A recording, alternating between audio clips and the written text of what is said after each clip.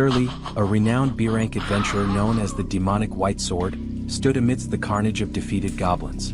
A young boy watched her in awe, his expression frozen in shock. His thoughts raced, a white-haired swordswoman, and different-colored eyes. She has to be the demonic White Sword Shirley. The scene transitioned to the bustling Deficit House Inn, where two young girls, Tio and Sophie, awaited their breakfast.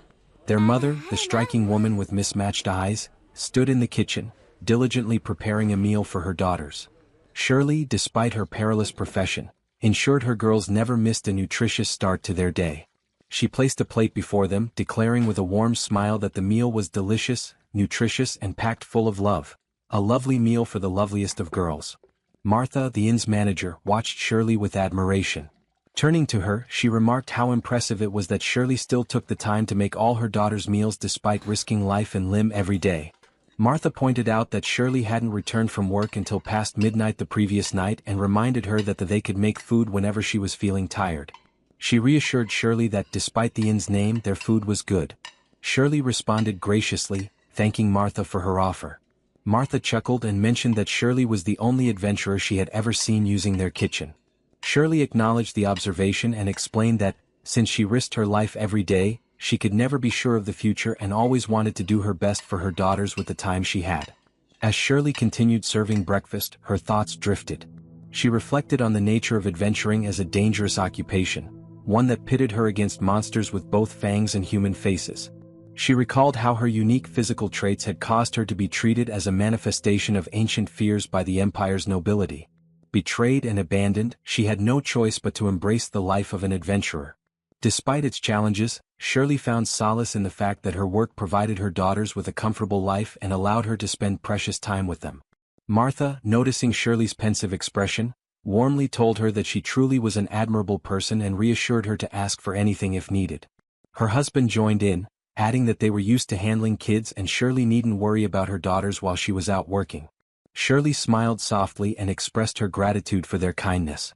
Martha, lost in thought, recalled the first time Shirley had shown up at their doorstep with the two little girls. Martha marveled at how it had already been 9 years since that day and remarked that Sophie and Tio must now be 10 years old. Shirley confirmed with a nod. Martha grinned and shared that recently, their inn had been gaining a reputation as the place with the beautiful mother and daughters trio. Shirley, unaccustomed to such compliments, thanked her quietly but genuinely. Just then Sophie and Tio appeared, their youthful energy lighting up the room. They eagerly asked if there was anything else they could do to help, mentioning that all the plates were set. Martha affectionately ruffled their hair and praised them for always being so helpful and such good girls. Her husband added with a laugh that he wished their own kids could take some pointers from Sophie and Tio. Hearing this, Shirley's heart swelled with pride. She gently urged her daughters to sit down and have breakfast before the food got cold. In the dining area, other adventurers paused their meals to admire the trio. One of them murmured about how the beautiful family from the rumors seemed to melt away all their fatigue from adventuring. Sophie and Tio savored their breakfast, expressing their delight and gratitude for the wonderful meals their mother always made. Shirley asked her daughters how they were doing at school and whether anything interesting had happened lately. Sophie responded thoughtfully that the new subject they were studying in class was a bit tough. But then, with a teasing grin, she mentioned that Tio had a boyfriend. Shirley's demeanor instantly darkened, and with a deadly voice and an icy glare, she asked if she had just heard the word boyfriend. Her aura became so menacing that even the adventurers nearby, who had been praising her just moments ago, felt an intense wave of bloodlust from her. She turned to Sophie again and coldly demanded, with her gaze sharper than ever, what she had just said. Sophie, enjoying the moment, repeated that Tio had a boyfriend and called it her true love. Embarrassed, Tio quickly denied the claim, explaining that a boy in her class had only given her a letter and insisted that was all there was to it. Hearing this, Shirley's expression softened, and she asked calmly if that was truly all. Tio confirmed, nodding quickly. However, Sophie continued teasing her sister, which prompted Tio to retaliate by revealing that Sophie had also been confessed to. She claimed she had seen Sophie behind the schoolhouse with someone. Shocked, Sophie demanded to know how Tio had found out. Shirley, holding her head in frustration, couldn't believe what she was hearing. Her thoughts raced as she lamented that things like this were happening at school, where she couldn't keep an eye on her daughters. She feared her precious girls might be corrupted. Trying to regain control of the situation, Shirley requested both of them to explain everything in detail. Tio, eager to shift attention from herself, explained that Sophie had been confessed to by Kevin, a first-grade boy who was quite popular with the girls. The sisters then began teasing each other again, with questions like how far Sophie had gone and whether there had been a smooch. At the mention of smooch, Shirley's expression grew alarmed. She thought that it was just another word for kissing and immediately resolved that she wouldn't allow such a thing. Rising to her feet, Shirley declared loudly that she wanted to meet the boy who had sent the letter to Tio and the one who had confessed to Sophie. She called out for them to show themselves, referring to them as vermin, and declared that she alone would decide who was worthy of her daughters. She vowed to wipe them off the face of the earth if necessary. The commotion caused everyone in the inn to turn and stare. Tio and Sophie quickly pulled at their mother's arms, begging her to calm down. Realizing the scene she had caused, Shirley sighed deeply, acknowledging how things had escalated. She then asked if the two of them already had people in their hearts and reflected that they might be reaching that age. Sophie, still flustered, quickly clarified that she didn't have a boyfriend and hadn't even thought about such things. Tio agreed, adding that they had both turned down the boys who had approached them. Both girls then hugged Shirley tightly, declaring that their mother was the only one they cared about at the moment. They exclaimed how much they loved her, bringing Shirley to tears. Overwhelmed with love for her daughters, she hugged them back. After a moment, she composed herself and reminded them to eat quickly or they'd be late for school. Once breakfast was finished, the girls left for school and Shirley watched them go, feeling blessed. She resolved to work hard that day for the sake of her precious daughters. Just as she was about to leave, Martha came running over, clearly annoyed. She demanded Shirley come back and help, stating that it was her fault everyone was so shaken. Meanwhile, the adventurers seated nearby were still recovering from the overwhelming bloodlust Shirley had displayed earlier. One of them muttered that they had never experienced such terrifying bloodlust before. Martha, exasperated, gestured toward the unsettled group and scolded Shirley, saying that everyone was in a state because of her. Shirley bowed her head apologetically and admitted that when it came to her daughters, she couldn't help herself. The next morning, Shirley woke up to find both Tio and Sophie sleeping in her bed.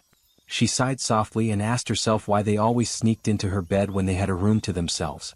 Smiling affectionately, she carefully got out of bed, making sure not to wake them. The girls murmured in their sleep, saying they loved their mama, which brought an even brighter smile to Shirley's face.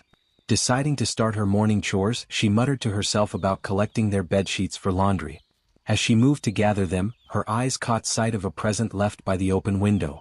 Curious, she approached it, but before she could look closer, the girls woke up and ran over, shouting that she wasn't allowed to look because it was meant to be a surprise.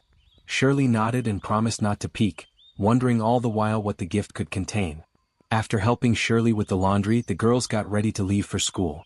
Before they left, Shirley reminded them to stay cautious, saying, "The two of you are very cute, so if someone strange calls out to you, make sure to call for help, okay?" The girls nodded in understanding and headed off, waving goodbye to their mother. As she watched them leave, Shirley reflected on the peacefulness of the kingdom they lived in. She thought about how every country on the continent had laws and regulations that could be exploited by those with the right skills, and this kingdom was no exception. Despite its tranquility, Shirley couldn't help but worry. She recalled how registering her family as citizens of this kingdom had been straightforward, requiring only 3 gold coins and no background checks. Thanks to that, she was able to send her daughters to school, a luxury she was immensely grateful for.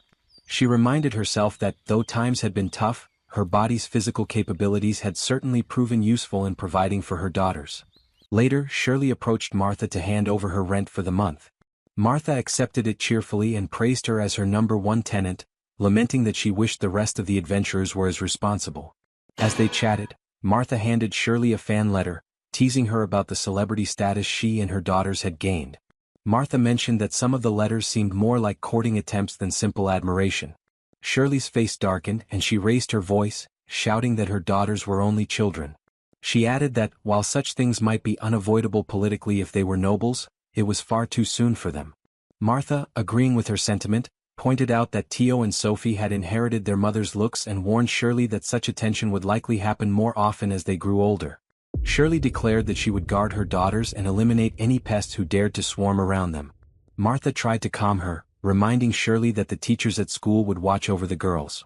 At that moment, Martha's husband barged in, demanding to know where the bastards who had tried to court Sophie and Tio were hiding. Martha quickly bonked him on the head and told him not to try breaking in again. Shirley, still determined, said she would focus on eliminating threats from a distance. Martha, in a more serious tone, warned Shirley that her constant displays of bloodlust could harm the inn's business. She made it clear that she didn't want to be forced into taking drastic measures. Hearing this, Shirley apologized. Martha reassured her, saying that Tio and Sophie had good heads on their shoulders and that Shirley needed to stop worrying so much. She also reminded Shirley that she had a guild meeting and asked if she was running late. Realizing the time, Shirley thanked her and hurried off.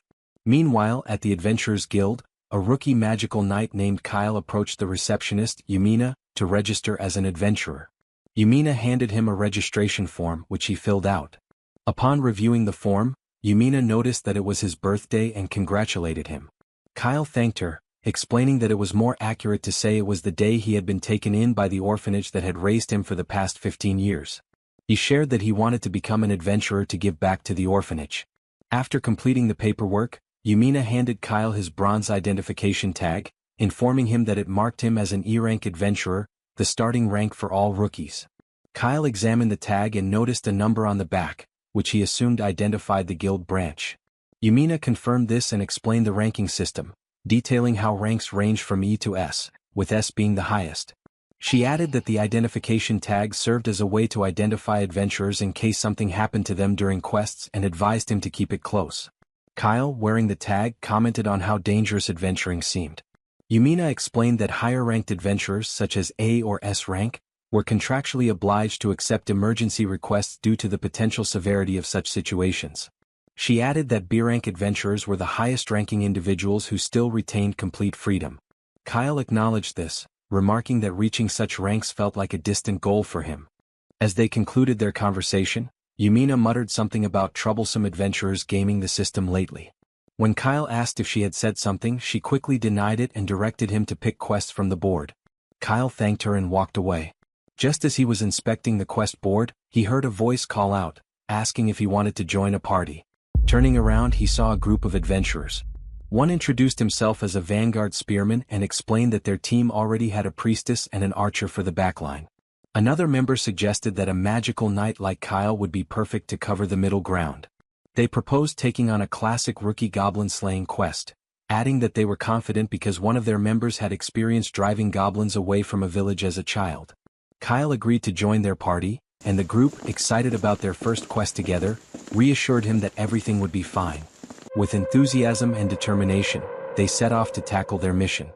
As Shirley entered the guild, murmurs immediately filled the room. The adventurers whispered among themselves, marveling at her presence. One of them referred to her as the Sword Demon, while another commented on her unusual choice of attire for battle, questioning if she was making light of adventuring. Someone else remarked that Shirley couldn't be compared to a normal adventurer, describing her as blindingly white in her outfit as always. Nearby, an adventurer who had been loudly boasting in front of receptionist Yumina fell silent and walked away as soon as Shirley appeared. Relieved, Yumina quietly thanked Shirley for her unintended assistance. Shirley focused on the matter at hand and asked Yumina why the guild had summoned her. Without delay, Yumina led Shirley to the parlor, offering her some tea. Shirley accepted gracefully, exuding a noble demeanor that reminded Yumina of her origins as a former noblewoman. Noticing Yumina standing awkwardly, Shirley urged her to take a seat instead of remaining on her feet. Once seated, Yumina began to explain the reason for the meeting. She informed Shirley of recent unusual incidents, specifically about dragons appearing in areas previously thought to be inhabited only by goblins. Shirley responded calmly, noting that such occurrences were not entirely uncommon. Yumina elaborated further, explaining that goblin tribes sometimes sought the protection of stronger and more intelligent monsters, such as ice wolves, for survival. However, the involvement of dragons and the fact that it had happened multiple times made the situation extraordinary. Acknowledging Yumina's explanation, Shirley remained thoughtful as Yumina mentioned that the guild required assistance from A-rank adventurers and hired to investigate the matter. Before Yumina could finish, Shirley interrupted with a firm refusal. Surprised by the interruption, Yumina attempted to protest, but Shirley confidently pointed out that the guild was planning to offer her a promotion. Yumina's expression confirmed her assumption, and Shirley remarked on her accuracy. She further explained that as a B-rank adventurer, she was free from the obligation of responding to emergency requests. She stated that if she had to choose between slaying monsters and spending time with her daughters, the latter would always take precedence. Shirley apologized for declining the offer, explaining that while being an A or S rank adventurer might seem appealing, in reality, it would mean serving as an emergency responder for the guild. She pointed out how frequent emergencies occurred across the kingdom and emphasized that the time required for such duties would be better spent raising and protecting her daughters. Yumina, still insistent, argued that Shirley's promotion was important for the guild's reputation, as it seemed unusual for such a skilled adventurer to remain at B rank.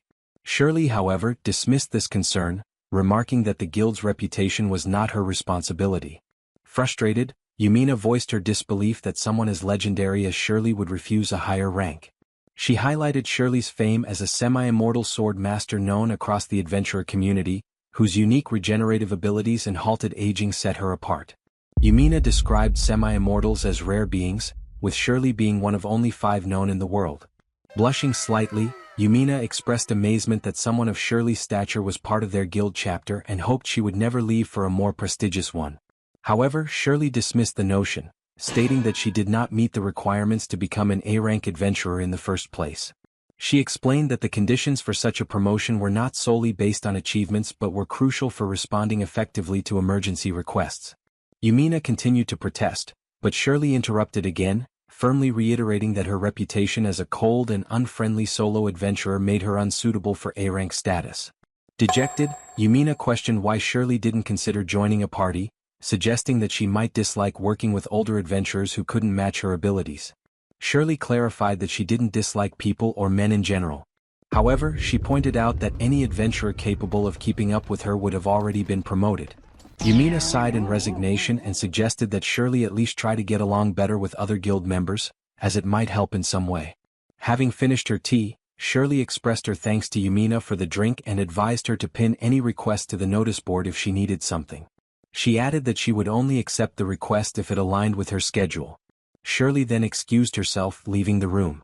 As Shirley exited, Yumina muttered to herself, realizing that Shirley's words essentially meant she wouldn't accept any requests unless they were convenient for her.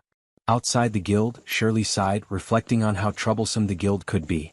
While grateful for the opportunities it provided, she lamented how many times she had to remind them that her daughters were her priority. Glancing at the clock tower, she noted how much time the conversation had taken and regretted the delay, knowing she had an important job to complete. Refocusing, she headed toward her destination, ready for her goblin hunt. On the other side, Kyle and the party he had joined for the goblin quest began their journey into the cave. The boy leading the group turned to Kyle and curiously asked why he had chosen to become a magical knight. Kyle explained that he wanted a class capable of fighting on the front lines while also providing support from a distance. The boy complimented him, remarking on how the magical knight was the ultimate all-around class. As they ventured deeper into the cave, the boy noticed that they hadn't encountered any goblins yet. Looking ahead into the darkness, he suggested taking a break. The archer agreed, mentioning that she was feeling a little hungry. Kyle, hesitant about stopping, decided to offer them some food. He handed out bread he had brought from the orphanage, encouraging them to help themselves. However, just as the archer took a bite, she was struck by a rock and knocked unconscious. Alarmed, Kyle looked at the rock and realized they were surrounded by goblins. The boy, wielding a spear, began attacking the goblins, shouting in frustration about how the creatures had managed to sneak up on them. Spotting the goblin that had thrown the rock, he swiftly eliminated it. Meanwhile, the healer tended to the injured archer, assuring her that she would be healed shortly. The boy assessed the situation, noting that the passage was wide enough for him to swing his spear freely. He instructed the others to hold the goblins at bay until the archer recovered, and Kyle agreed, determined to help. Kyle reasoned that once the archer regained consciousness, she could support them with her bow, allowing them to defeat the goblins and return to the guild to report their success. However, as the boy noticed one goblin trying to escape deeper into the cave, he realized the danger of it calling for reinforcements. He quickly pursued it. The healer, relieved to see the archer awake, informed Kyle, who asked the archer if she could stand. The archer, still recovering, assured him that she could manage. Motivating the group, Kyle urged them to finish off the remaining goblins together. The archer then inquired about their companion, and Kyle informed her that he had gone after the escaping goblin. Before they could follow, a blood-curdling scream echoed through the cave. Rushing toward the sound, they stumbled upon a horrifying scene. A young earth dragon chewing on the boy who had gone ahead. Shocked, Kyle realized the boy was still alive and felt the urge to help him. despite knowing that an E-rank adventurer like himself stood no chance against such a formidable creature. As he raised his hand, he heard the archer's voice and turned to see the remaining goblins attacking. They had already killed the healer and captured the archer, who was swiftly killed as well. Overwhelmed with despair, Kyle hid, feeling hopeless. As he cowered, he reflected on how they had only come to eliminate weak goblins. No one had mentioned anything about a dragon. It dawned on him how ill-prepared they were for such a mission, and he berated himself for thinking they could handle it. Just as a goblin approached to kill him, Shirley appeared. She coldly assessed the situation, commenting on how the adventurers sent to eliminate the goblins had been wiped out instead. Without hesitation, she began slaying the goblins with unparalleled skill, her movements swift and precise. Kyle watched in awe, unable to believe her bravery and swordsmanship. As she fought, Shirley noted aloud the inconvenience of using normal swords against the creatures, as they quickly became covered in blood and fat. She advised Kyle to stay out of the way, recognizing him as a new adventurer who would only hinder her efforts. Kyle, noticing her differently colored eyes, was captivated by her presence. Shirley mentioned that she needed to finish the job quickly as her daughters would soon be home from school, a statement that left Kyle both impressed and astonished. As Kyle tried to warn her about fighting unarmed, Shirley effortlessly finished off the remaining goblins and the young earth dragon.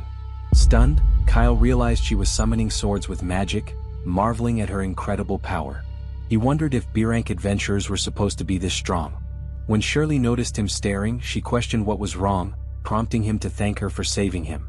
He explained how they had only intended to defeat goblins but were ambushed by a dragon, leaving him confused about how things had escalated so drastically. Shirley, with calm indifference, explained that such situations were common. She criticized the party for underestimating the task, likely assuming goblins would be easy to defeat. She pointed out their lack of scouting or precautions which had led to their downfall. Shirley revealed that the cave was an earth dragon's nest, and the goblins had a symbiotic relationship with the dragon. She advised that as adventurers, they should always be prepared for unexpected encounters. Kyle reflected on how the quest had seemed straightforward at first.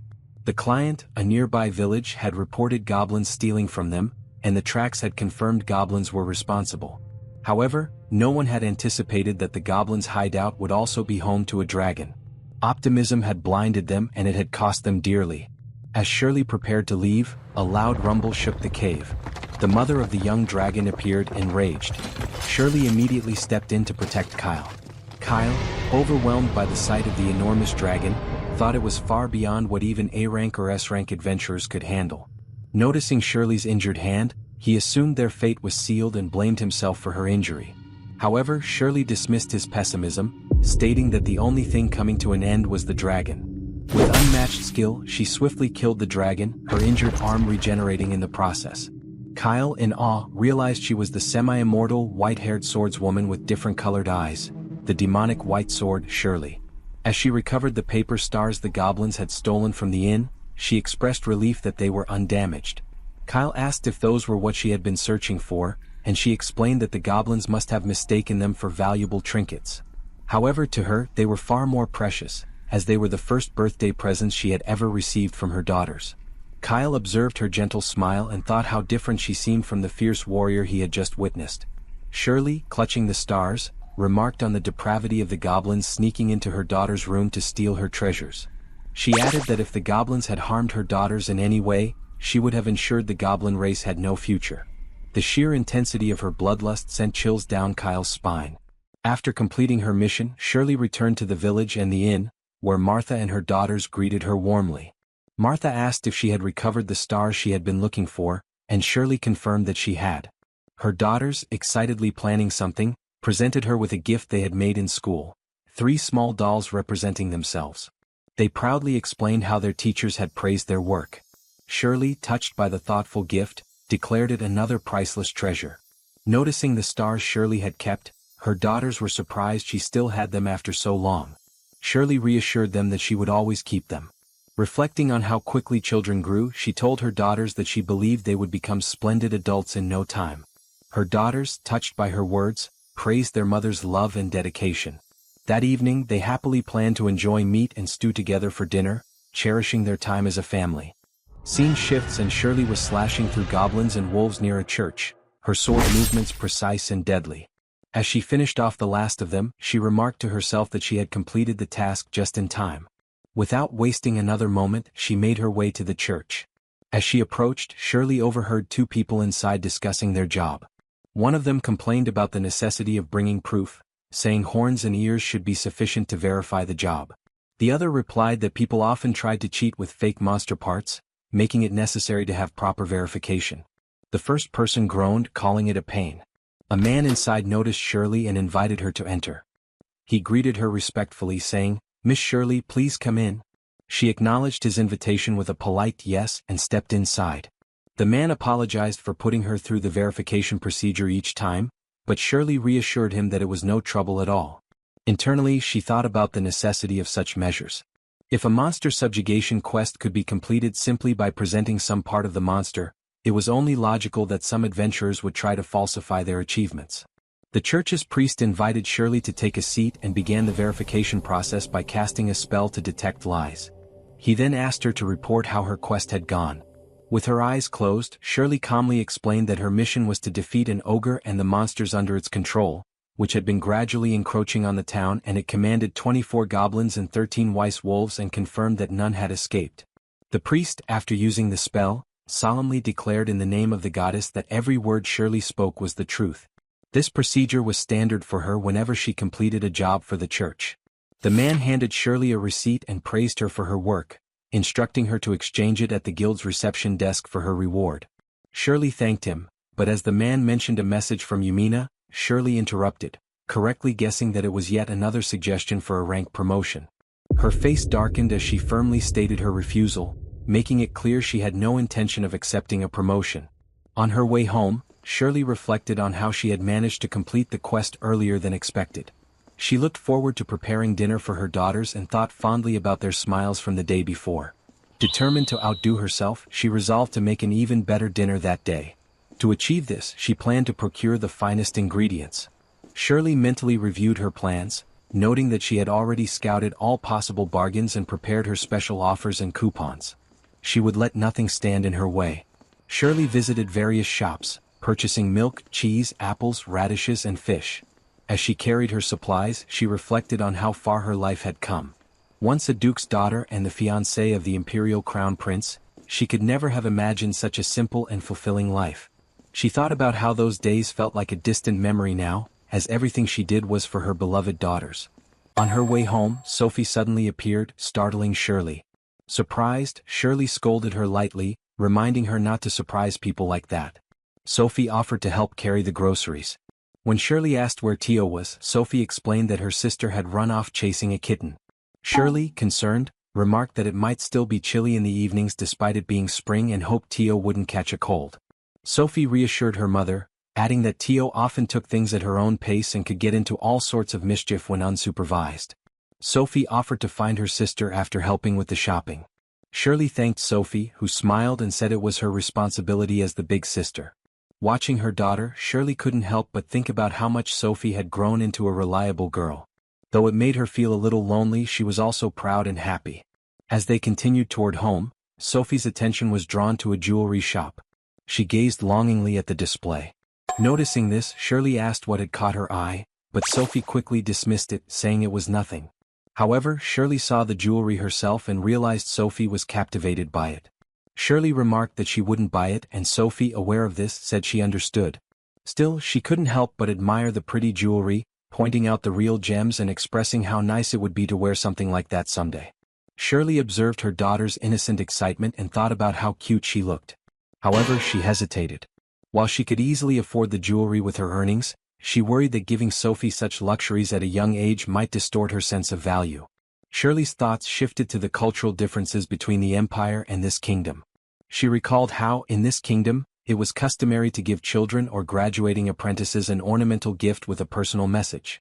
With her daughters already 10 years old, Shirley realized their biggest turning point at 15 was just around the corner. She concluded that it wasn't too early to start preparing for that moment. Sophie noticed her mother deep in thought and asked what she was thinking about. Shirley brushed it off, telling her there was nothing to worry about. She then suggested they head back home. At the Adventurers Guild, a higher-up questioned Yumina about Shirley's continued refusal to aim for promotion. He seemed frustrated, asking what she meant by Shirley rejecting promotion again. Yumina apologized, but the higher-up, clearly exasperated, emphasized Shirley's immense value to the guild. He stated that Shirley was one of the world's top-class adventurers, making their A-rank parties look like complete and utter chumps by defeating Calamity-class monsters solo. He described her as being at the apex of all swordswomen and stressed that utilizing such an adventurer for the good of the guild was not a chance they could simply pass up. When Yumina acknowledged his concerns, he pressed further, asking if she knew of Shirley's feats. He listed them: how Shirley ascended the Mad Black Dragon's Peak and slew it in single combat, fought and defeated the vampiric-bred princess who terrorized the capital, and cleared a dungeon by herself that even S-rank parties had deemed impossible. He emphasized that these were legendary achievements, unprecedented in history. Yumina, familiar with Shirley's deeds, confirmed that she was well aware of them, mentioning that she had been acquainted with Shirley for 5 years. The higher-ups stressed the gravity of the matter, stating that the guild existed to save people in danger. To obligate Shirley to help against monsters that could threaten the entire continent, promoting her was imperative. Though acknowledging that adventurers couldn't be promoted against their will, he demanded that Yumina find a way to make it happen. Yumina reluctantly agreed before grabbing her head in frustration after he left, wondering what she should do. Her thoughts were interrupted by 2 adventurers chatting. One complained about not having been home lately, saying that as A-rankers, they had to travel across the entire continent for jobs and didn't have time for such luxuries. Hearing this, Yumina thought about Shirley and how deeply she loved her daughters.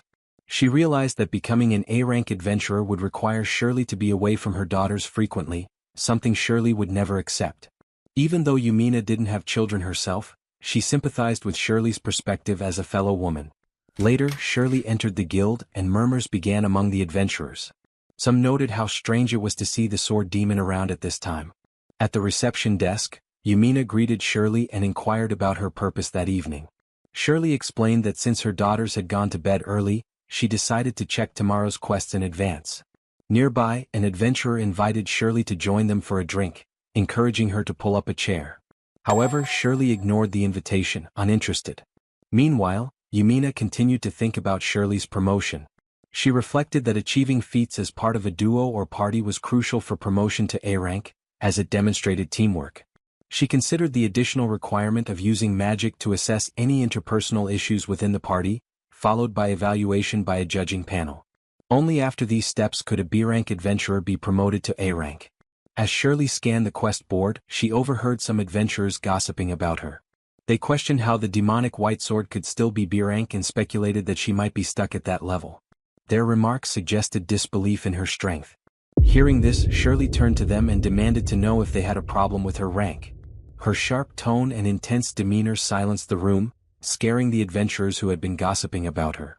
Yumina observed this, noting to herself that Shirley could be quite irritable about such things. While confidence in one's abilities was admirable, Yumina thought that if Shirley's attitude disrupted teamwork, it could lead to fatal consequences. She resolved to keep gradually pushing Shirley toward overcoming the obstacles to her promotion. Interrupting Yumina's thoughts, Shirley inquired if there were any quests related to collecting gems or jewelry. Yumina informed her that no such quests were available at the moment but noted that such requests did occasionally come through. Shirley explained her intention to take a quest to the Jewel Sod mine. The mine was a natural jewelry box located not far from the frontier town. It was a rich source of the kingdom's most precious gems and metals but was also a frequent target for dragons and other monsters, making it uncontrolled territory. Shirley mentioned that she intended to start collecting materials for her daughter's coming-of-age ceremony in 5 years. She planned to recruit master craftsmen to work with top-quality materials, ensuring that the gifts for her daughters were the very best. Surprised by how early Shirley was starting her preparations, Yumina remarked on it. Shirley explained that she already had placed orders with top jewelers. She expressed her desire to collect the best materials personally as proof of her involvement in creating the gifts. Yumina acknowledged her dedication, noting how characteristic it was of Shirley. However, she warned that if a dragon had taken roost in the mine, any related quest would likely be allocated to A-rank parties. Shirley thanked her for the information and said she would return tomorrow. As Shirley exited the guild, Yumina pondered how nice it would be if a party with the same goals as Shirley's had room for her to join. Just as she was contemplating this, Kyle appeared in front of her. In the next scene, Shirley was combing Tio's hair while gently chiding her. She pointed out that Tio couldn't come downstairs in her bedclothes and remarked how unruly her bed hair was. Shirley noted that Tio's hair required more effort than hers or Sophie's, especially since it always looked like it had been swept up in a gale every morning. She emphasized that Tio needed to start preparing herself in the mornings in a way that looked good, reminding her that she was already 10 years old. Tio, uninterested in her mother's comments, stayed quiet. Shirley added that if neither she nor Sophie were there to stop her, Tio wouldn't comb her hair and would march out the door in her pajamas. Shirley also noted how Tio would lay down and fall asleep wherever and whenever she could, which worried her. She told Tio that her indifferent and defenseless behavior was not acceptable and reminded her that she wasn't a stray cat without a care in the world. Tio responded dismissively, saying it wasn't as if she was hurting anyone. Shirley firmly replied that this wasn't the problem. Realizing she wouldn't win the argument, Tio announced that she was going to wash her face and get changed. Shirley thought to herself with relief that Tio seemed to have finally woken up. Sophie chimed in, offering to help her sister, saying it was her duty as the big sister to take care of her little sister. To this, Tio protested that it wasn't fair, insisting they were supposed to be twins. Shirley, watching the two of them, felt a twinge of sadness. She reflected on how, one day, her daughters would leave her side and how someday a man might appear who would stay by their side for life. The mere thought irritated her, but she resolved that her daughters would never suffer shame or regret when it came to courtship. She considered it essential to prepare them for that now, seeing it as another form of motherly love. Later, when Tio and Sophie asked for breakfast, Shirley began preparing their food. During the meal, Tio asked about her mother not being home by dinner time soon due to work. Shirley confirmed this, explaining that although the day for the job hadn't been decided yet, she would be asking Miss Martha to take care of them that evening and requested they behave well. Sophie remarked that it had been a while since they last stayed with Miss Martha. Shirley agreed, noting it had been about 2 months since she last relied on Miss Martha. She added that adventurers were usually out on quests for nearly a week at a time. Curious, Sophie asked where Shirley would be going this time and whether it was for a difficult quest. Shirley chuckled lightly and explained that the reason for the job was a little special, though she didn't elaborate, instead reminding them to hurry or they would be late for school. Before heading out, Tio grumbled about how spending time getting changed, eating, and combing her hair took away from her sleep. Shirley gently reprimanded her, pointing out that one day Tio would realize the importance of taking care of herself. When Tio skeptically asked if that was true, Shirley confirmed it was. With that, Shirley thought about her next outing, planning to combine a material gathering quest with her own preparations for her daughter's coming-of-age gifts. She resolved that creating the greatest surprise for that day would require something powerful. Determined, Shirley went to a weapons store and placed a pouch of money on the counter. She told the owner, Dimrose, that she needed his most powerful pickaxe. Dimrose looked at her incredulously and questioned what she was talking about, pointing out that his store dealt in weapons and armor, not mining tools. He suggested she go elsewhere if she was looking for tools. Shirley, undeterred, pleaded with him to help. She explained that to mine the most peerless gems she needed a peerless pickaxe, and he was the only one she could count on to create such a tool. She begged him to lend his strength to her cause. Dimrose sighed, giving in to her determination. He said that she hardly gave him much choice, but he would deliver the pickaxe to the inn once it was complete. He promised to make her a pickaxe like no one had ever seen before. Shirley expressed her gratitude and stated that she would be in his debt. As Shirley's eyes fell onto a sword displayed in the weapon shop, she curiously inquired about the sword, asking Dimrose if it was a new work of his and noting that she hadn't seen a blade in that style before. Dimrose chuckled in response and explained that the sword was called a flamberge, named after how the curves of the blade resembled licks of flame. He added that some designs from the country in the southwest had made their way north, inspiring him to try replicating one. However, he noted that the shape of the blade might be too foreign, as he hadn't had a single buyer for it yet. He also mentioned that the unique shape of the blade caused wounds that rendered healing magic and similar methods ineffective. Intrigued, Shirley picked up the sword and remarked that it was fascinating, deciding to purchase it as well. Dimrose commented on her making another quick purchase, cautioning her that she couldn't use the sword carelessly like her other weapons. Shirley reassured him, stating that she would keep it in safe storage and practice with a replica until she was confident enough to use it. Dimrose nodded knowingly, pointing out that she was referring to her imagination alchemy. Shirley confirmed this, explaining how convenient it was since it allowed her to avoid summoning and risking the original weapon. Dimrose remarked that such a tool must be able to generate significant profit for her.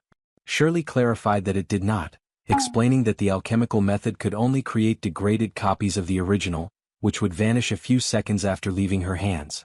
Dimrose sighed in disappointment, commenting on the lack of practical value in tool. Shirley elaborated, stating that while it could be useful for creating short-term weapons during battle, it was quite limited compared to typical expectations of alchemy. Dimrose agreed, remarking that it could have been a lucrative tool and calling it a pity. Later Shirley stopped at a fruit vendor, purchasing fresh fruit for her daughters. On her way home, Martha approached her, appearing concerned. Martha informed her that both Sophie and Tio had come down with a fever and were sent home from school early. Hearing this, Shirley froze in shock, dropping the fruit she had just bought. Without hesitation, she rushed straight to her daughters. Once home, she knelt beside them, her voice full of worry as she asked if anything hurt or if they wanted to eat anything. The girls weakly replied that they weren't hungry and felt they might feel worse if they ate. Not wanting to leave them helpless, Shirley quickly prepared a mixture of honey and lemon juice with hot water. Returning to their bedside, she gently suggested they try drinking some. The girls slowly sipped the drink and softly thanked her. Martha, who had followed Shirley home, reassured her, stating that it was likely just a cold and there was no need to worry too much as they would recover soon. Tio and Sophie weakly agreed, acknowledging Martha's reassurance. Martha further explained that this particular bug tended to circulate every few years and that they would likely feel better in a few days. However, Shirley couldn't hide her worry and expressed that she had never seen either of them this ill before, not since the time Tio had a fever at the age of 5. She noted that this time both Tio and Sophie were ill, and she wondered what she could do. Martha placed a comforting hand on Shirley's shoulder and suggested that there was no need to be so upset, advising her to care for them the same way she did the last time Tio was sick. Shirley resolved to remain composed, acknowledging to herself that she needed a calm and measured approach in this situation. However, her determination quickly surged as she enthusiastically decided that she needed to acquire an elixir. Martha, observing her determination, remarked that acquiring something as rare as an elixir wasn't as simple as Shirley might hope. Hearing this, Shirley decided instead to buy medicine and headed directly to the medical store. At the store, Shirley learned that the medicine she needed was out of stock. She inquired about the reason, and the pharmacist explained that due to a recent virus spreading, their supplies were completely depleted. He mentioned that nearby towns were likely in the same situation, and stressed supply chains had made it impossible to replenish their inventory. Moreover, they didn't even have the key ingredient required to create the medicine. Frustrated, Shirley demanded to know if there was truly nothing that could be done, expressing her concern for her daughters who were suffering. The pharmacist, understanding her desperation, explained that he couldn't predict when fresh stock would arrive. Shirley's demeanor grew intense as she fixed her gaze on him and asked if he could prepare the medicine if she brought him the necessary ingredients. The pharmacist confirmed that he could, provided he had the right materials. Shirley immediately asked what exactly was missing. The pharmacist explained that most of the base materials were already available, but the main issue was procuring powdered dragon's horn, a rare and difficult to acquire ingredient. He noted that obtaining it wasn't easy and could take an unpredictable amount of time. Without hesitation, Shirley declared her intention to retrieve the ingredient herself. The pharmacist, shocked by her boldness, reminded her that it wasn't something that could be found easily and asked her to ensure enough ingredients were gathered for 2 doses of medicine. Shirley assured him that she would before leaving. At the inn, Martha informed Shirley that Sophie and Tio were sound asleep. Shirley noted with relief that the chamomile tea and sleeping pills seemed to have helped. Martha commented on the surprising shortage of medical ingredients and remarked that they could only rely on the children's bodies to recover naturally, ensuring they got plenty of rest in the meantime. Shirley, however, revealed that she intended to retrieve the missing ingredient to make the medicine while the children rested. Martha was surprised and asked if Shirley could really manage such a feat. Shirley explained that it wouldn't be easy but added that she had an idea of how to acquire it. She expressed her unwavering determination, stating that she would overcome any obstacle for her daughters and would bring back the medicine without fail. Later, Shirley arrived at the guild and encountered Yumina, who appeared surprised to see her. Yumina noted that Shirley was planning to accept the quest to defeat the dragon. Shirley confirmed this and added that she had her own reasons for doing so. Yumina, relieved, admitted that she had been in trouble due to the lack of available A-rank adventurers. However, she asked if Shirley was certain about accepting the quest. Yumina explained that the quest required working with a local adventuring party to defeat the dragon. Hearing this, Shirley's expression hardened. The idea of working with a party clearly irritated her, as she was not the type to collaborate with others. Despite her frustration, she remained resolved, knowing she needed to complete the task for her daughter's sake. The scene shifted to a few days earlier, where Yumina was seen thanking Kyle for his hard work. She handed him his reward and congratulated him on his return. Kyle in turn thanked her. During their conversation, Yumina learned about Kyle's unexpected solo encounter with the Goblin Queen. Kyle explained that it had been a great adventure, adding that if it had been the old him, he likely wouldn't have survived due to a lack of careful preparation and caution. Reflecting on his first adventure, he admitted that his inexperience had led to tragedy for his party. Kyle recalled how, in the midst of that helpless situation, a white-haired swordswoman had appeared and turned the tide. He revealed to Yumina that he had taken a lot of advice from her and, since then, had made it a point to prepare himself as much as possible. Yumina, intrigued, asked if the white-haired swordswoman he referred to was Shirley. Kyle confirmed it was indeed her. He went on to confess that after his initial failure, he had seriously considered quitting adventuring altogether. However, he had taken the recent goblin extermination quest as a test to challenge himself. Kyle admitted that being like Shirley wasn't easy and noted that he had encountered many dangers that could have been avoided if he had a companion. Yumina agreed, pointing out that it was better for rookies to join a party. She offered to introduce him to one, to which Kyle hesitated, reminding her that he was only an E-rank adventurer. He doubted that any party would accept him. Yumina reassured him, explaining that the guild put considerable effort into setting up training centers and producing instructors. She mentioned that some adventurers volunteered to lead newbie training parties and that, under the guidance of an A-rank leader, there was much to learn. While joining such a party meant splitting rewards, it significantly reduced risks. After some thought, Kyle reluctantly agreed. Yumina encouraged him, assuring him that the adventurers he'd join were skilled and reliable. The scene shifted back to the present, where Shirley was in the guild, visibly displeased. She questioned Yumina, asking if she was being forced to join a party and whether this was some ploy to push her toward promotion. Her frustration was evident as she declared that she wouldn't lose this battle. Yumina calmly explained that the quest Shirley had chosen was special. Shirley, still angry, clarified that her chosen quest was a simple dragon extermination, as she needed the dragon's horn. She made it clear that if the target was anything other than a general dragon, she would decline. Yumina elaborated, explaining that the Jewel-Sod mine was currently swarming with bad bonobos. A report from the subjugation party via magical transmitter had confirmed an encounter with what they believed to be a general dragon. Yumina speculated that the bad bonobos might be under the dragon's command. Hearing this, Shirley recalled similar cases in the past. Bad bonobos, they typically attacked by throwing rocks and, while usually manageable even for E-rank adventurers, some exhibited extreme intelligence and could use magic. Yumina added that the guild intended to send a newbie to handle the bad bonobos while assigning a veteran adventurer to deal with the dragon. Shirley, irritated, remarked that she had conveniently become the adventurer chosen for the task. She insisted there was no need for her to join a party to deal with the general dragon and began to leave. However, Yumina stopped her, relaying a message from the guild master requesting that she stop the damage. This only made Shirley angrier, and she was unwilling to listen further. In a last-ditch effort, Yumina reminded Shirley of the guild master's kindness, hinting that Shirley was indebted to her.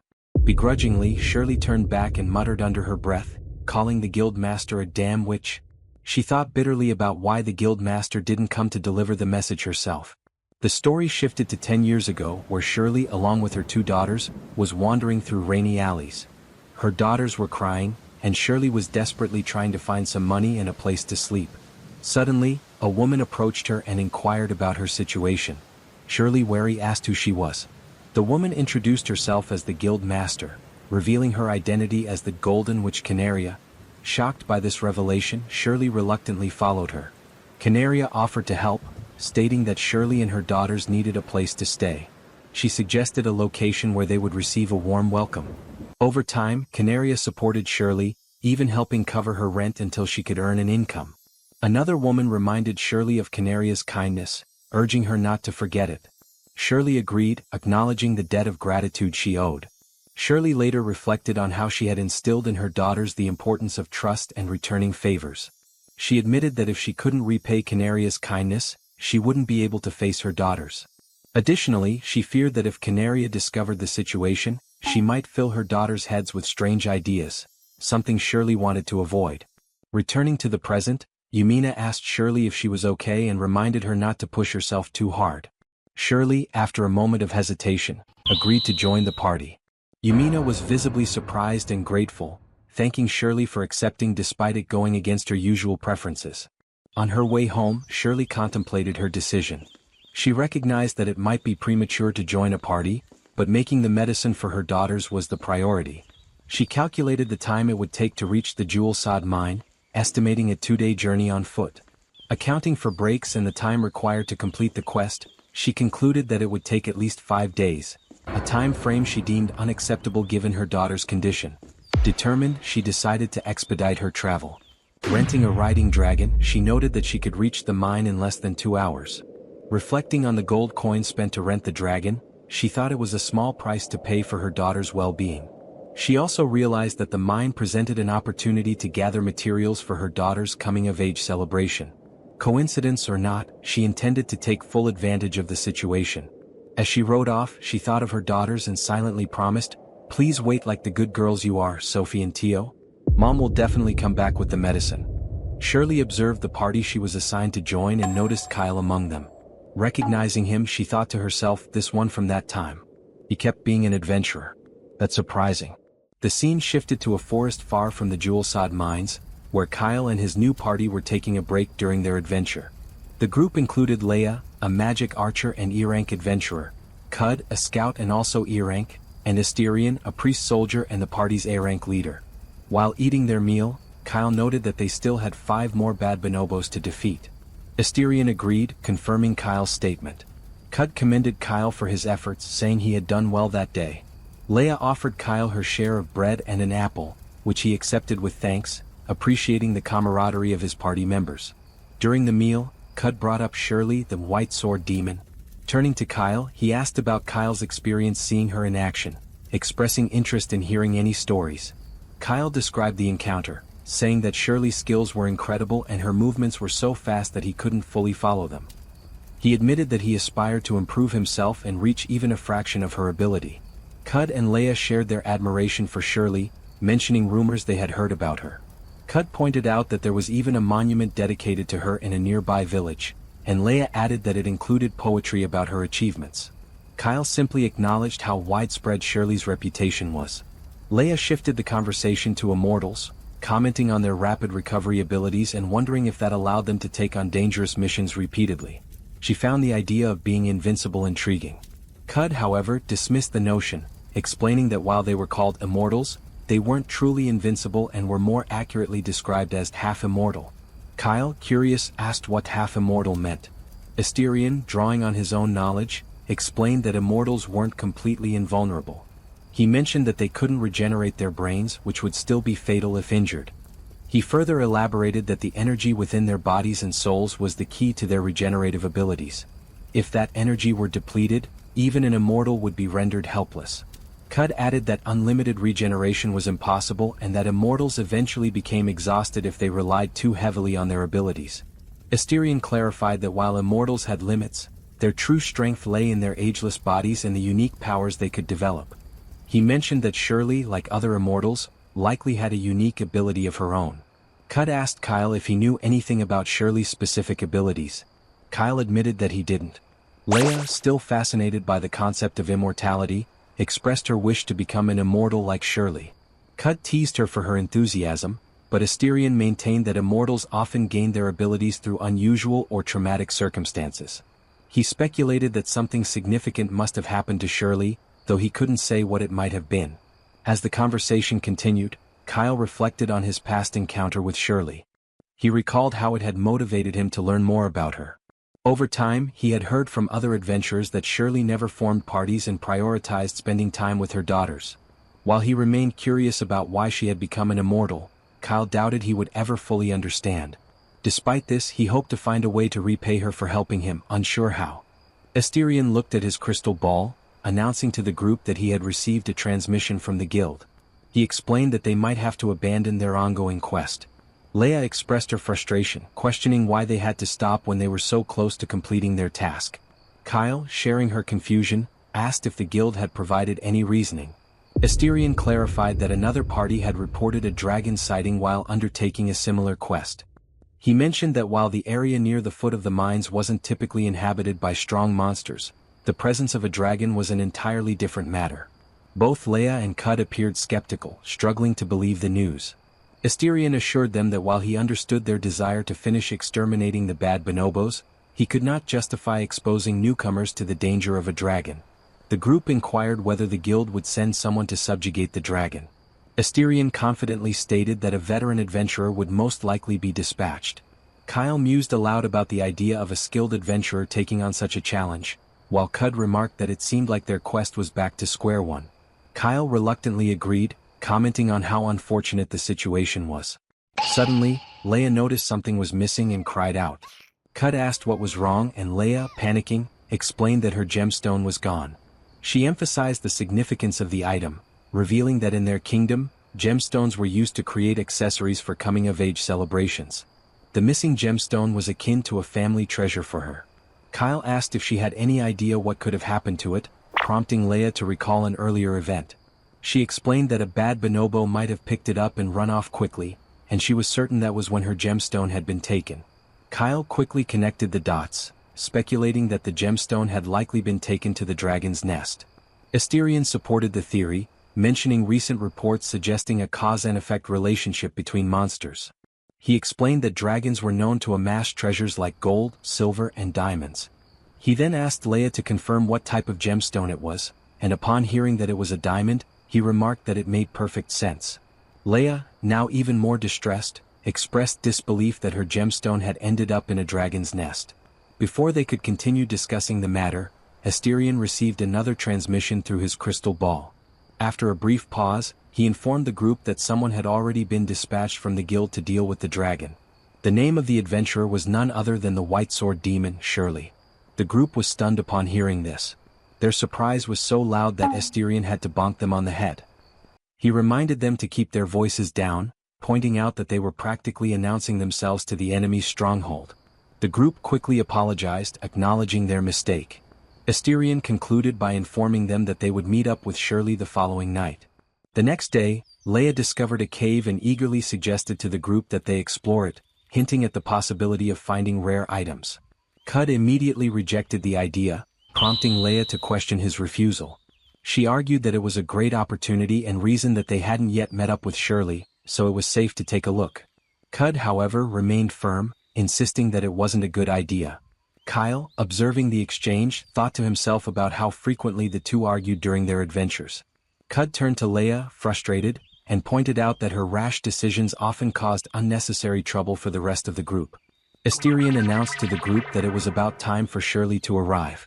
Kyle, feeling a mix of nerves and excitement, remarked that he never thought he would be in the same party as Shirley, admitting he felt nervous.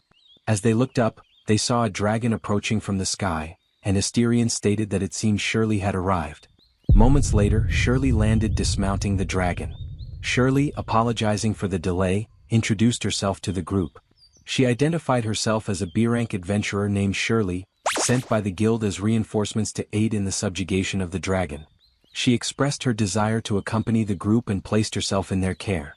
Asterion responded warmly, extending his gratitude for her arrival and noting that, although they were colleagues, it was their first time speaking to one another.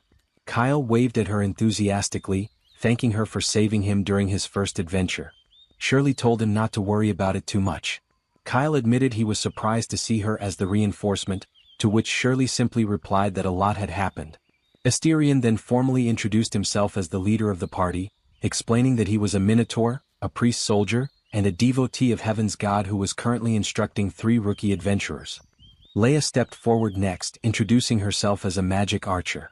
She explained that, although she was a half-elf, she could use elven techniques proficiently, combining them with runic magic to craft magical arrows. She jokingly added that, despite her short stature, she hoped she wouldn't be mistaken for a hobbit. Observing Leia, Shirley thought she looked far too young even for a half-elf, and was reminded of her own daughters, which made her heart ache slightly. Cud introduced himself as a scout, specializing in scouting, attacking, and tracking. Shirley thought his skills might prove useful for the mission. Cud also mentioned that Leia, his childhood friend, frequently caused him trouble. Lastly, Kyle reintroduced himself, mentioning their prior encounter. He reiterated that he was a magic knight and felt honored to adventure alongside Shirley. She responded politely, saying she would also be in their care. Cud, somewhat skeptical, wondered aloud if even someone as strong as Shirley could handle the dragon without proper support. Shirley confidently assured the group that she could manage the dragon slaying on her own and that they didn't need to concern themselves with the bad bonobos. She explained that the dragon was unlikely to be above a general dragon's class and suggested they end the quest quickly. Shirley then added that the group could stay behind if they preferred. Asterion firmly objected to the idea, stating that they couldn't simply leave her to handle everything alone. Shirley then recalled hearing from Yumina that something needed to be retrieved from the dragon's nest. She asked the group about its appearance. Leia explained that the item was her family's treasured gemstone, a large diamond encrusted in an accessory crafted long ago by a skilled artisan. Shirley thought for a moment and admitted she couldn't picture it clearly based on the description but promised to retrieve it after slaying the dragon. Cud quietly asked Kyle why the group couldn't simply retrieve the gemstone themselves. Kyle explained that there was an agreement between the guild and the government stipulating that only those who contributed to dragon slaying were permitted to take treasures from a dragon's nest. He added that any adventurer attempting to cheat would be detected by the priest's sense lie spell. Treasures not claimed by contributors would be confiscated by the government and later sold in the market. Leia, visibly upset, lamented that she didn't have the money to buy back her family's gemstone if it came to that. Asterion acknowledged the difficult circumstances but emphasized that taking down the bad bonobos would qualify as contributing to the dragon slaying. He encouraged the group to focus on that task. Shirley agreed, reiterating that eliminating the bad bonobos was a priority and assuring them that their efforts would count toward the mission's success. Cud, attempting to lighten the mood, remarked that it wasn't so bad to owe Leia a favor, referring to her as the little one. Leia, irritated, retorted, "Who's the little one, you first-year punk?" Asterion reassured the group that even if the dragon entered their battle zone, they wouldn't need to worry. Curious, Shirley asked what he meant. Asterion explained that his expertise lay in barrier magic, which would protect them. Shirley acknowledged his capability and stated that if he had that level of resolve, there would be no issues. She then urged the group to prepare for the subjugation as soon as possible. Asterion announced that it was time to strategize their approach to the mines and asked everyone to take inventory of their equipment and check their tools. The group agreed and began preparing. Shirley, however, grew visibly irritated as she watched them, her urgency palpable. Asterion noticed her frustration and apologized, acknowledging that he understood her urgency. Shirley, though clearly annoyed, responded that an adventurer's equipment was vital, and since they were rookies they needed to realize its importance. The three rookies quickly apologized for causing delays, but Shirley's thoughts remained elsewhere, fixated on Sophie and Tio. Her concern for her daughters overshadowed the situation at hand. As they prepared, Cud examined his blade and remarked that, despite following the procedures, he couldn't seem to sharpen it properly. Kyle reassured him that it looked fine but, noticing Cud's uncertainty, suggested he ask Asterion for help.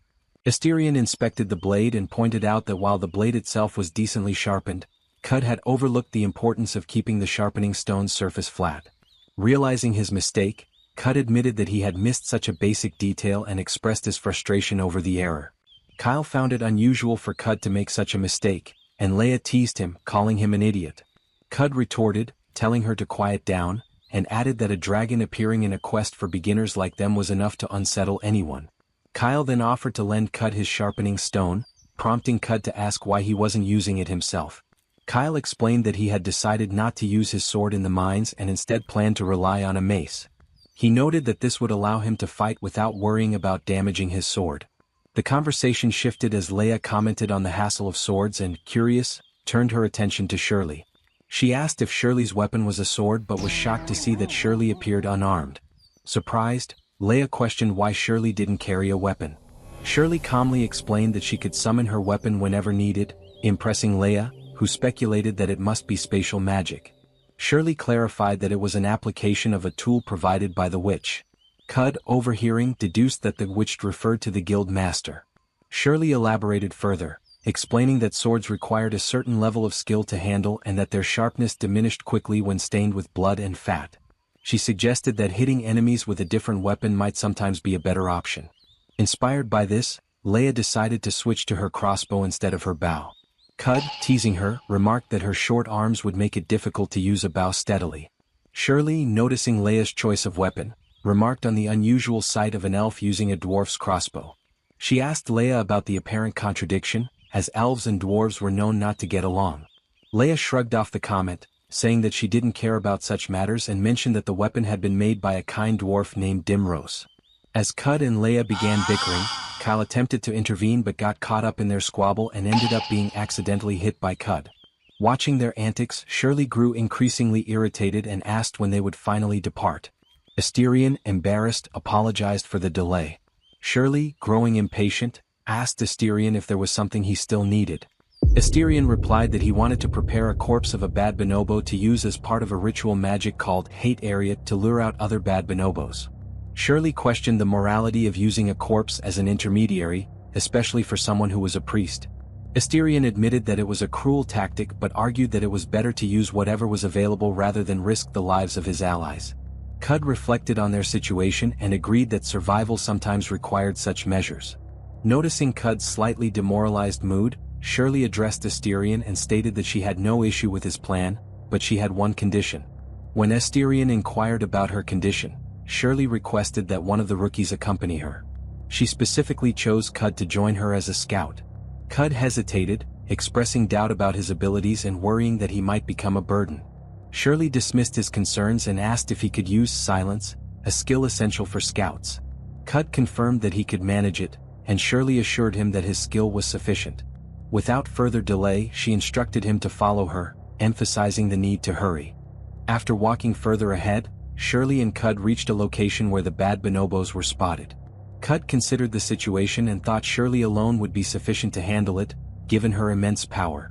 Shirley pointed toward the bonobos and noted that they were over there. She explained that monkeys had a habit of alerting their companions by screaming and that subduing them as a group required a specific approach. Cud hesitated but asked her about the strategy, wondering how she planned to handle the others while only needing one corpse. He inquired whether she had some kind of plan. Shirley replied without hesitation that she didn't have a plan and intended to kill all four of them before they could call for their allies. Hearing this, Cud was taken aback and mentally confirmed it was exactly what he expected from someone like Shirley. Shirley continued by pointing out that the bad bonobos hadn't noticed them yet and suggested that this was their chance. She instructed Cud to use his silence ability. Cud explained that he could only create a silence field large enough for one person, capable of blocking footsteps and voices, but its range was limited. Shirley dismissed the concern and instructed him to apply the field to himself. She added that they should refrain from speaking from that point forward. Cud activated his silence ability, testing it by dropping a rock. The complete lack of sound as it hit the ground confirmed the skill was functioning correctly. As Cud observed the bonobos, one of them stood out. Recalling Asterion's earlier description, he identified it as a magician-type bonobo, which was significantly more challenging to deal with than the others. These creatures would call for reinforcements at the slightest disturbance. Cud considered the problem of encompassing all four within his silence field and concluded it wasn't feasible, even if he expanded its range temporarily. He thought about writing instructions for Shirley, but before he could act, Shirley addressed him. She instructed Cud to capture the magician-type bonobo in his silence field and defeat it. Cud hesitated, stating that it was an impossible strategy for him, as an E-rank adventurer, to accomplish. Shirley, visibly frustrated, told him she would handle the other three and urged him to at least contribute by handling the task assigned to him. She emphasized the urgency and pushed him to act quickly. Feeling pressured, Cud acknowledged her instructions and ran toward the magician-type bonobo. Shirley assured him she would be right behind him. Cud questioned her reasoning, finding it difficult to understand how she expected him to handle such a task. As Cud approached the bad bonobos, he noticed the magician-type bonobo starting to return to its nest. He paused, unsure of how to proceed. Suddenly, he saw Shirley ahead of him, moving toward the bonobos without any visible silence field activated. Cud was stunned, wondering how she planned to take them down without precautions. Shirley moved like a flash of light, engaging the bonobos with incredible speed. In just 1.32 seconds before the bonobos could react or make any noise, she had slain all including the black, severing their heads cleanly with her blade. Cud, observing the scene, was left in awe. He questioned whether his presence had been necessary at all, noting that Shirley's speed and skill made his silence ability irrelevant. Overwhelmed by what he had witnessed, Cud paled and reflected on Shirley's reputation as the White Sword Demon. He realized he had just seen the legendary skills of an adventurer most people only knew from stories,